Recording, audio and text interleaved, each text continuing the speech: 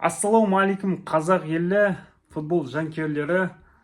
Бүгін қазір бір сағаттан кейін біздің сүйікті Қазақстан құрама командасы футболшылары солтүстік Македониядағы, яғни Скопье қаласындағы Тозе Проски аренада стадионында 30 мың орындық стадионда футбол шайқасы болады, Құдай қаласа. Енді Северный Македонияның футболшылары әрине біздің алдымызда бұрындары 2 рет жеңген болатын.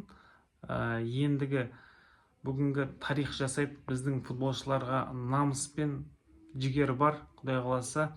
Осы ойында Солтүстік Македонияны жеңеді деп үміттенеміз. Бәріміз қолдайық, лайк басайық, тіркелейік.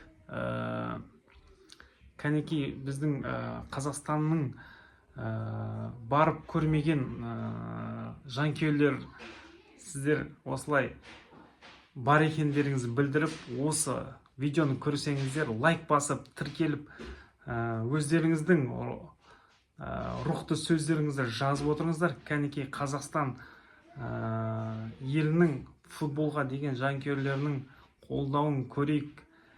Біздің қазақтың жігіттері осы Лихтенштейнмен ойнағанда 4-0 болған. Біз жеңіске жеттік, ағайындар. Ендігі осы қазір бір сағаттан кейін болатын ойында біздің Қазақстан елі жеңіске жетеді деп үміттенеміз.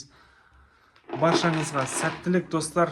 Достар, лайк басайық, тіркелейік, кәнекей қолдайық. Жеңіс тек қана алға. Намысты жігіттер, давайте.